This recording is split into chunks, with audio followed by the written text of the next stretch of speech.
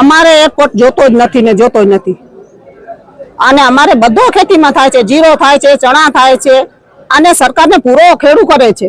એ સરકાર ક્યાંથી લઈ નથી આવતો. અને બીજો પશુ છે, બીજો ઘણી વસ્તુ છે અને અત્યારે લીલો ઉભો છે તો બધે જોઈ શકે. અમારે નથી દેવી ખેતી ને અમારી માન છે ને, માને કોઈ વેચે.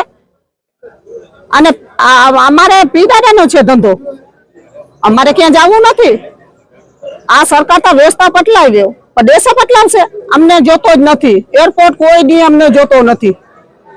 જ્યારે સંપાદન થાય ત્યારે એસઆઈએ રિપોર્ટ થાય. સાહેબ એસઆઈએ રિપોર્ટ થાય ને, બરોબર. હવે એસઆઈએ રિપોર્ટમાં શું હોય તમને કહી દઉં.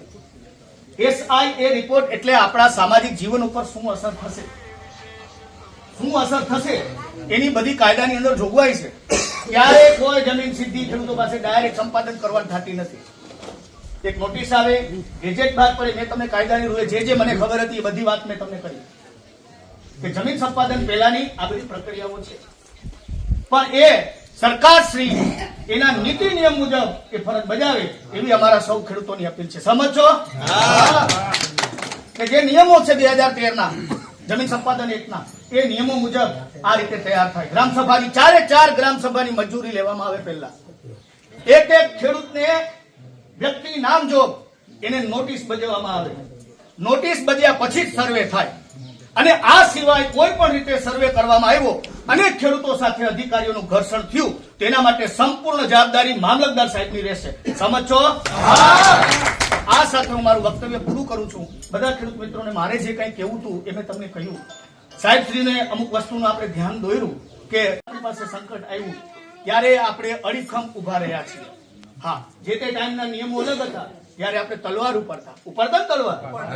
હવે આપણે કલમ ઉપાડીએ છીએ. આપણે ગાંધી ચિંધ્યા માર્ગે ચાલવાનું છે.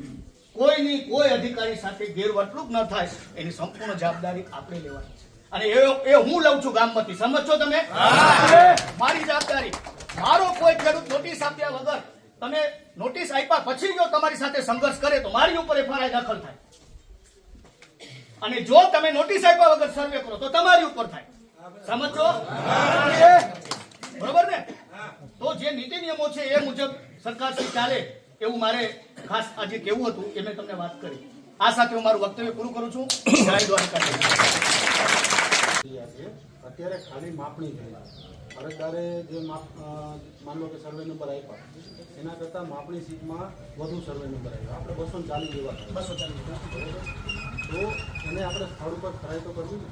પછી જે તે જમીનમાં એક તો સિંચાઈના સાધન તમે જેમ કીધું એમ ચડાવવાના રહી ગયા હોય પણ આપણે સ્થળ ઉપર જોવું કે નહીં, પેલા એ થઈ ગયું. પછી કોઈ ધાર્મિક સ્થળ છે આ બધા નથી દેખાતું. તમે મારું નામ કે લક્ષ્મી છે અને હું વસઈ ગામની ખેડૂત મહિલા છું. અહીંયા એટલી જમીન છે ને એટલું પાણી છે કે 24 કલાક પાણી ખૂટતું નથી અને બધા ખેડૂતો પોતાનો પરિવાર આ જમીન ઉપર જ નિભાવે છે. કોઈ બહાર મજૂરી કરવા કે ક્યાંય નથી જતા. એટલે અહીંયા જે એરપોર્ટ આવે છે તો અહીંના ખેડૂત ભાઈઓ અને ખેડૂત બહેનો કોઈ રીતે અહીંયા એરપોર્ટ ઈચ્છતા નથી અને પોતાની જમીન પોતાની માને વેચવા ઈચ્છતા નથી, કોઈ કિંમતે નહીં. એટલે સરકારશ્રીને મારી નમ્ર વિનંતી છે કે વિકાસ થાય છે, વિકાસથી અમારો કોઈ વાંધો નથી, પણ સાથે સાથે અહીંયા વિનાશ પણ થાય છે. જે 4 ગામોનો આ વિનાશ થાય છે, ઓખા મંડળના 4 ગામ એવા છે કે પાણી લાયક આ જ ગામો છે. જો આ જ ગામોનો તમે આવી રીતે જમીન સંપાદન કરશો તો આ 1500 ખેડૂતો નહીં પણ 1500 પરિવાર ક્યાં જશે, કેવી રીતે રભાવ કરશે? કેમ કે અહીંના ખેડૂત ભાઈઓ ખેડૂત બહેનો ફક્ત ખેતી જ કરી શકે છે, બીજી કોઈ આવડત નથી. પશુપાલન અને ખેતી કરે છે. જો આ તમે આ લોકોને અહીંયા જમીન સંપાદન નું કરશો તો આ ખેડૂત ભાઈઓ ખેડૂત પરિવારો બીજે ક્યાંય નહીં જઈ શકે અને આ લોકોની જે રોજીરોટી છે એના પર અસર થશે. તો સરકારશ્રીને નમ્ર વિનંતી છે, વિકાસ કરો ના નથી પણ એવી જમીન ઉપર કરો કે જ્યાં ખેડૂત ખેતી નથી કરતા, જ્યાં જે એમને જમીન પડી છે ત્યાં કરો તાકી એ લોકોનો પણ વિકાસ થાય અને અહીંયા જે વસઈ ગામના જે 4 ગામો આવે છે એ પણ આ લોકો ત્યાં ને ત્યાં પોતાની રોજીરોટી અને પોતાના પરિવારને નિભાવો કરે. કારણ કે આપણે જે તે ટાઈમે 26 તારીખે પંચરોજ કામ કર્યું ત્યારે તમામ અધિકારીઓ હાજર રહેશે એવું સાહેબે ત્યારે લખિતમાં આપણને નહોતું આપ્યું, પણ સાહેબે એટલું કીધું હતું કે તમે કહેશો એટલે અમે હાજર રહેશું. એટલે ઓન રેકોર્ડ આ મીટિંગનો કોઈ મતલબ નથી. મારી સરકારશ્રીને રજૂઆત છે કે તમે તલાટી મંત્રી દ્વારા એક પંચરોજ કામ કરાવો આજની તારીખમાં. તમારી સહી કરો, અમે ખેડૂતો સહી કરીએ, અને પંચ રોજકામની અંદર સ્પષ્ટ લખેલું હોય કે અમારી મૌખિક ખેડૂતો સાથે મીટિંગ થઈ, એમાં અમને અધિકારીઓને ખેડૂતો દ્વારા એટલું જાણવા મળ્યું કે ખેડૂત કોઈ પણ ભોગે એની જમીન આપવા તૈયાર નથી. આ સાથે જમીનનો સર્વે ન થાય એવું અમે તમારા અધિકારીઓ સમક્ષ ગામડાના બધા ખેડૂતો જેટલા હાજર છે બધા સહી કરો, ભલે 4-5 કોપી થાય. બરોબર છે? બરોબર છે. તમને એ રીતે અમે જે મીટિંગનું આપણે નિર્ધારિત થયું છે એ પંચ રોજકામ બેનને આપણે કરી નાખો. આજે ખેડૂતો અને અધિકારીઓ સાથે એક મીટિંગનું આયોજન કરેલું 2 તારીખે, અને તમામ અધિકારીઓ હાજર રહેલ, મામલતદાર સાહેબ શ્રી, ખેતીવાડી નિયામક શ્રી, સર્કલ ઓફિસર અને આ સાથે 4 ગામના તલાટી, અને આ બધા જ્યારે અધિકારીઓ હાજર હતા ત્યારે ખેડૂતોએ આ ચીજનો સખત વિરોધ નોંધાવ્યો કે ભાઈ કોઈ પણ સંજોગોની અંદર ફળદ્રુપ જમીનની અંદર કોઈ પણ પ્રકારનો સર્વે ન થાય. બીજી મારે સરકારશ્રીને ધ્યાન દોરવાનું છે કે જમીન સંપાદન અધિનિયમ 2013ના એક્ટ મુજબ સરકારે એક ગેજેટ બહાર પાડવાનું હોય છે, અસરગ્રસ્ત ખેડૂતોની એક યાદી બનાવવાની હોય છે. એ સરકારી ચોપડે ઓલરેડી બનેલી છે, પરંતુ સરકારની અંદર એની ગ્રામ સભામાંથી મંજૂરી લેવી પડે એવી એક પણ પ્રકારની મંજૂરી સરકારે હજી સુધી લીધી નથી. આ સિવાય એક ગેજેટ બહાર પાડવાનું હોય છે, ન્યૂઝપેપરની અંદર જાહેરાત કરવાની હોય છે, પંચાયત ઘરમાં એક અસરગ્રસ્ત ખેડૂતોની યાદી તૈયાર કરી એની એક નોટિસ લગાડવાની હોય છે. અત્યારે સરકાર અમારી સમક્ષ માત્ર ને માત્ર અમે ફળદ્રુપ જમીન છે કે નહીં તેનો સર્વે કરવા માંગીએ છીએ એ જ હેતુથી ખેડૂતો સાથે સંવાદ કરે છે. આ સંવાદ માત્ર મૌખિક છે.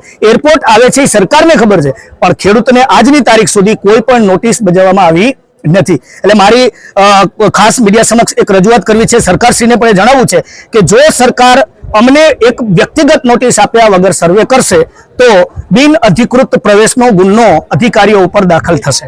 અમારા ખેતરની અંદર નોટિસ આપ્યા વગર કોઈ પણ અધિકારીને સર્વે કરવા માટે અમે પ્રવેશવા નહીં દઈએ. અને જો માની લ્યો કે બળજબરીથી સરકાર સર્વે કરવા આવશે અને ખેડૂતો સાથે એમના વાડીએ એમના ખેતરે જો ઘર્ષણ થશે તો એના માટે આ બધા અધિકારીઓ છે એ જવાબદાર રહેશે તેવું હું મીડિયા સમક્ષ કહું છું.